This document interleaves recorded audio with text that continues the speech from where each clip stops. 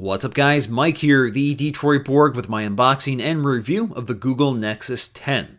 So this joins the Nexus 4 and Nexus 7, which now gives us a complete range of Nexus devices to pick from.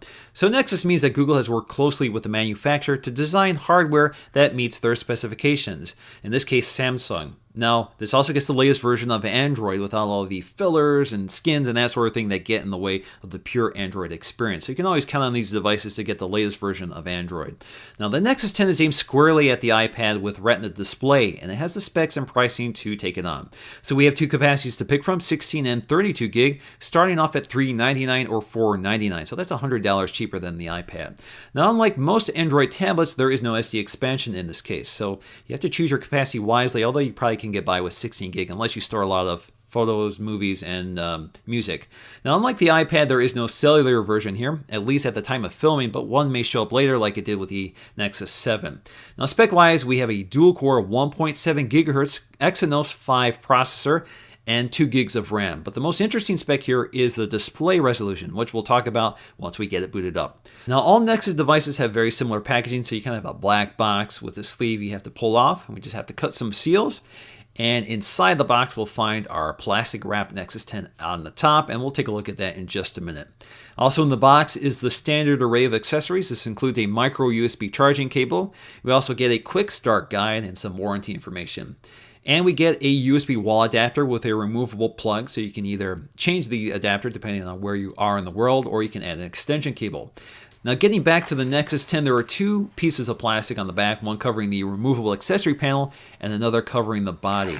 On the front, we also have another piece of plastic covering the glass, which is a Gorilla 2 glass panel, which is scratch resistant and pretty durable. Now, the design of the Nexus 10 is different than most tablets. So instead of a straight-sided tablet with rounded corners, the Nexus 10 kind of has a slight curve to the edges.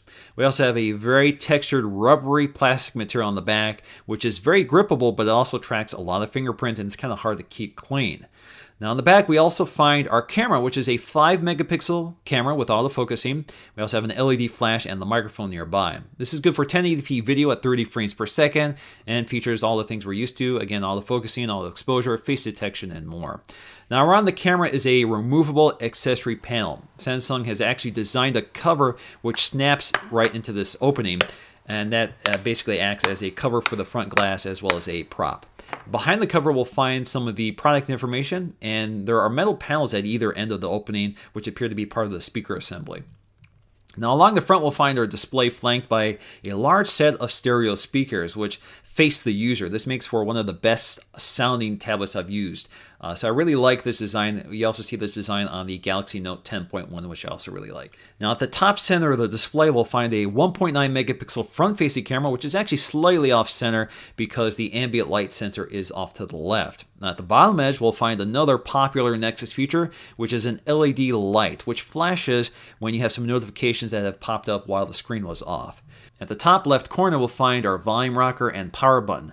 Near that, on the left edge, we'll find a micro USB port for charging and a headphone jack. Now, the edge of the tablet tapers down toward the bottom, and at the center, you'll find a magnetic charging port, although there are currently no accessories to support this feature. Now, on the right edge, we'll find our micro HDMI output for connecting an HD TV. Setting up the Nexus 10 is very simple. Just hold the power button and let it boot up. First, we just need to select our language, sign into our wireless network, log in or create a Google account, and agree or disagree to a few options such as enabling location services, and that's it, and we're good to go. The display is perhaps the Nexus 10's most important feature. This is an LCD PLS display with a screen resolution of 2560 by 1600, which is good for 300 pixels per inch, which beats the iPad's Retina display, which has 264 ppi. Although the specs sound substantially improved, the differences are not really noticeable in real world, and both displays look exceptional.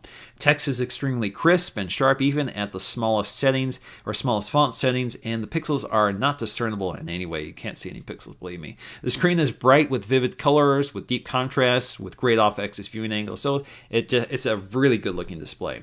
Now, the Nexus 10 launches with Android 4.2, which is the newest version of Jelly Bean. This brings some important new features such as lock screen widgets, which you can add by tapping the plus icon. You can continue adding more widgets, which you can then scroll through in sort of a carousel viewer. To launch them, just tap the widget and swipe to unlock. You can also launch Google Now from the lock screen just by swiping up on the circle toward the bottom of the screen.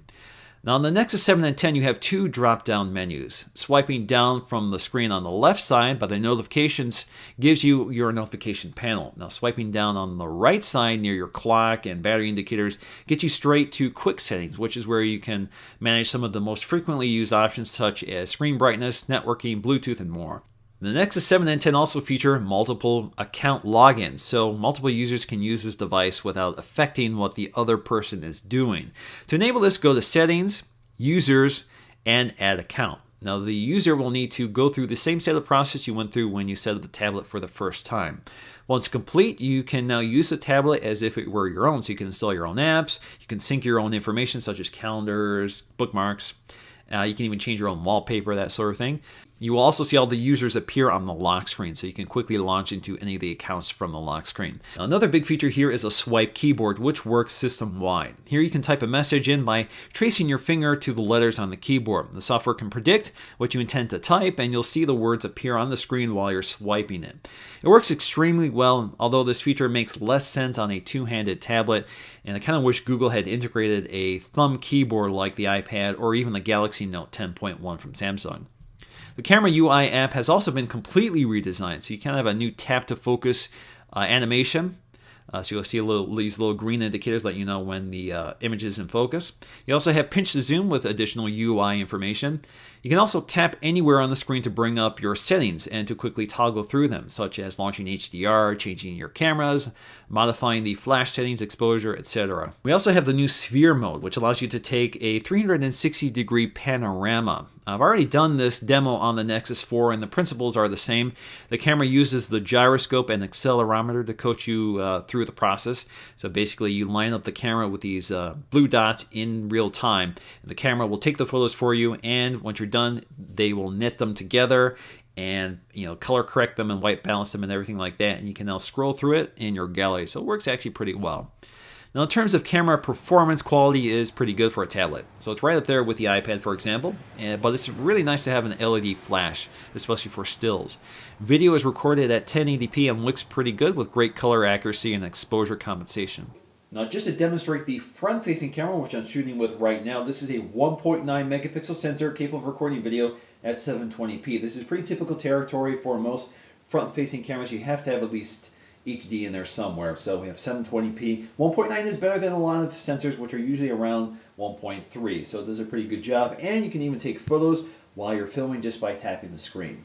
While recording video, you can also snap images just by tapping the screen. Now this feature removes the ability to tap to focus, so the camera does this continuously and automatically. It seems to do it very well.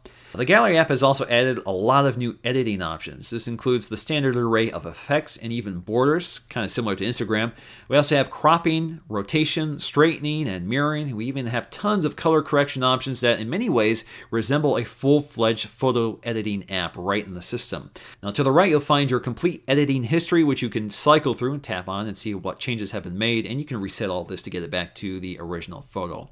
Gaming on the Nexus 10 is also very impressive with that large high-res display, and the audio quality is unrivaled with those stereo speakers, so the gaming experience is actually surprisingly good on the Nexus 10. Overall, I'm very impressed by the Nexus 10. The display is one of the best on the market, and Android 4.2 runs quickly and silky smooth on this hardware. There are some new tablet-friendly features here with Android 4.2, and the Google ecosystem is definitely one of the best features.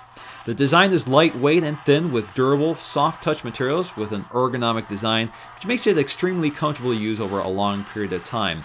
And the speaker quality makes this one of the best tablets for movie watching and gaming. Now the biggest issue I have right now with the Nexus 10 is charging. The Nexus 10 has a very large 9,000 milliamp per hour battery, and charging via micro USB is very slow. It can take up to 8 hours or more to charge the tablet from empty. On average, I see about 10% an hour. The solution to this is likely in the magnetic charging port at the bottom, but right now there are no accessories for this. Now, a significant hurdle for the Nexus 10 is the lack of tablet-optimized apps in the Android ecosystem. Now, every app will scale to fit the screen, but most do not take advantage of the real estate like, for example, iPad apps do. However, games, web browsing, movies, reading text, all look great on this high-res display. So in the end, this is without a doubt my favorite Android tablet available, and I highly recommend it, especially for people who are already in the Android ecosystem and want to transfer that to their tablet. So that's going to do for me, guys, in this video. Thanks for watching, and I'll see you again in the next one.